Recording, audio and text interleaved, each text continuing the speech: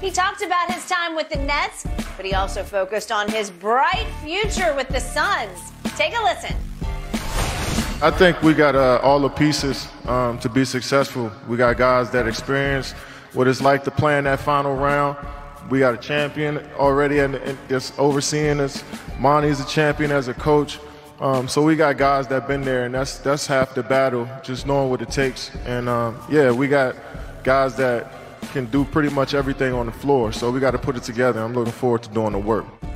Shannon, when KD returns to the court, will the Suns be the team to beat? Skip, they got to play together.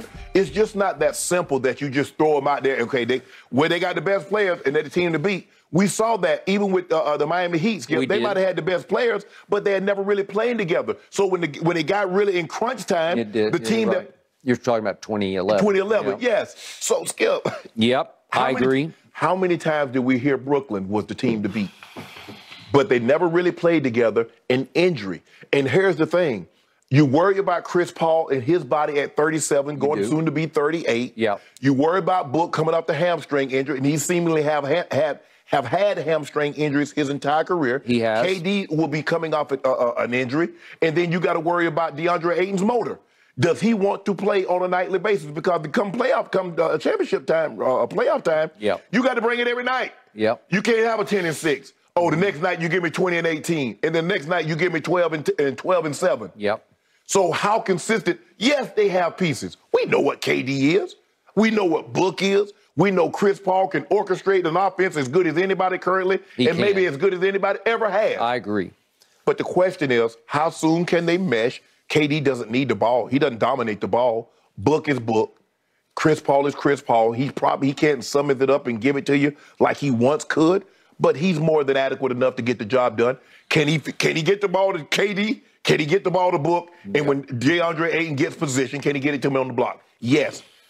But I need to see them play together about 10 games, and I want to make sure that they're going to be healthy going into the playoffs. Because at some point in time, Skip, Chris Paul always get nicked come playoff time. Book seemingly gets nicked come playoff time.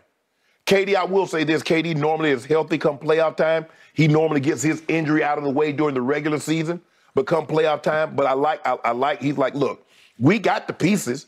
We got guys that have played in the last game. We got a coach that is coached. We got a champion in James Jones that's overseeing this thing, that's been in big games. True. So we have guys that have been there and knows what it takes to be there. Now it's all about us. That is true. They got the third best odds. That ain't where they were before they had KD. No. They didn't have the third best odds. So the Bucks, Boston's 1, Bucks are 2, and the Phoenix Suns are only the plus 450. The Bucks are plus 400. So they're close to having the second best odds. It's gonna be very interesting, but I don't think the trade makes them the overwhelming favorite. I still like the Celtics that have played together. That roster's played together, and they look good. As a matter of fact, they look so good, they took the interim tag off the head coach, gave him the head coach in full time, and gave him an extension. That was significant. So that lets you know. And I'm a big fan of the previous coach. Yes, and the Bucks. We know what they represent with Giannis. Chris Middleton he's going to build up his minutes, but they might be co-favorite to come out of the West. But if they can get this thing going and they can stay healthy, I ain't trying to see them. Okay, my turn. The morning this bombshell dropped, we were actually in Phoenix at the Super Bowl, and I opened the show by saying, congratulations, Phoenix. I think you just won the NBA championship. Right. I'm going to stand by that, but I don't disagree with one word you just uttered because there are a whole bunch of ifs, most of them You taking them over the Clippers? I thought you loved the Clippers. Kevin bleeping Durant? Kawhi bleeping Leonard. Is a Phoenix Sun? Are you kidding me? I do believe that last night, late on TNT, I watched a Western Conference Finals preview. Oh, okay. And I do believe it's going to be Suns Clippers in that finals, in the Western Conference Finals, and it will go 7 games. Last night, one team was without Norman Powell, who is their third star for the Clippers. Yes. He's elevated into to at least bench star status. Yes. He might be the sixth man of the year now that Russ has kind of faded into the background for the moment. We're going to get to that in a few minutes because somehow the Clippers are actually pursuing Russ, which is, if that happens, I'm completely out on the Clippers. I'm out. And they're looking at him as a starter, too. That's what it's the only way he's going to sign with them. He's holding all the cards now. That's what they say. The other team last night did lose, but it was without Kevin Bleepin Durant. Right. So the first point I want to make to you is I have closely observed Kevin for years and years since he was at the University of Texas. He is simply the thinnest skinned superstar I have ever closely observed. That part I don't love about him. I don't love it that on Twitter he had burner accounts. You're so far above that. You're going to stoop to burner accounts to defend yourself anonymously on Twitter. You're kidding. Right. You are Kevin Bleepin Durant. Well, yesterday he was. And yesterday, it was actually shocking to me. He embraced the challenge. He just flat out said, we got all the pieces. The previous Kevin wouldn't have said that. He would have been more like what you just said. Well, we got a long way to go, and we got to see if we can get enough games together, and it's going to be hard, and we all have had our injury histories, and he would say things like that. He would qualify. Yeah, Skip, you also heard him in that thing. He's like, I understand the pressure. He said the pressure is because I'm one of the best, greatest players He just acknowledged that. I'm one of the best players all time. I was like, wow. He didn't say currently playing. No. He said I'm one of the best players all time. And he said it matter-of-factly, like he actually, truly believes that. But he ain't lying. Okay, thank you. He is. Thank you. So what did I see from the Suns just last night without Kevin?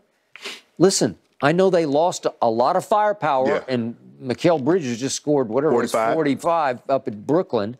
But I'm watching T.J. Warren come off the bench for the Suns, and he came over in the trade.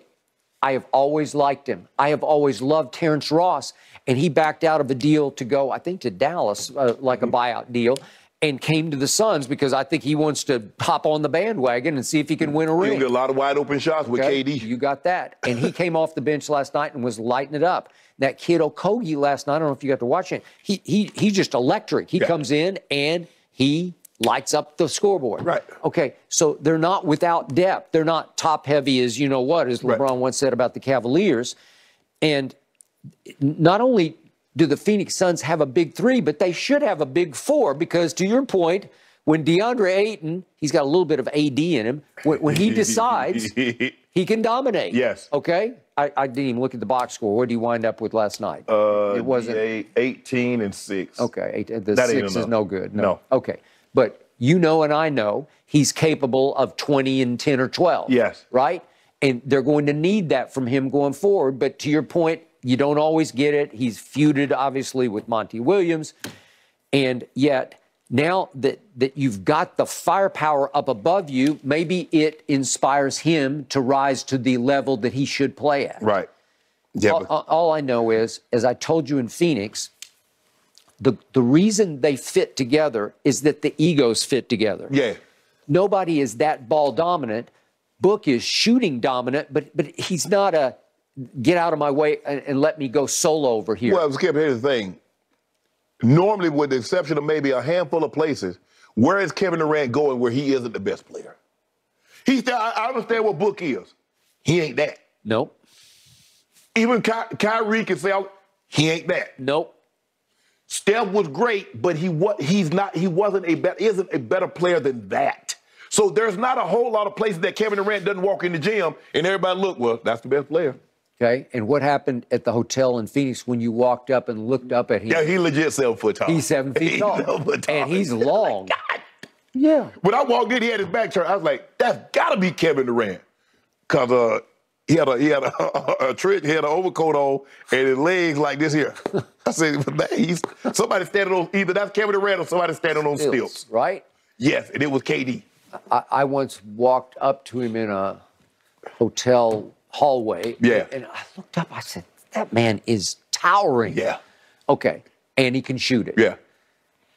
So the point is, he is the most efficient superstar scorer I've ever seen because he doesn't actually need or demand the basketball to score. He can do it efficiently and quietly. And his ego is maybe the smallest of any superstar ever in this league, which is why he has some insecurity going on, why he needed the burner accounts. Well, now he's starting to sort of feel of himself a little bit, and he's coming out more as I'm here to do this. He chose to push to go to the Suns because he loves Chris Paul, which so does everybody else, and he wanted to help lift Chris to his first ring. So now he's got a real he's got a mission in life to win Chris Paul the first ring, because I used to call him CP0 because he had 0 rings. So it's a beautiful fit for him and Chris and Booker because, as Kevin says and as CP3 said, they all love to ball. And the last line we heard from Kevin in that soundbite was, I can't wait to go to work with them. Because they all like to work. They all like to hoop. They're all hoopers. So it's a good fit of hoopers.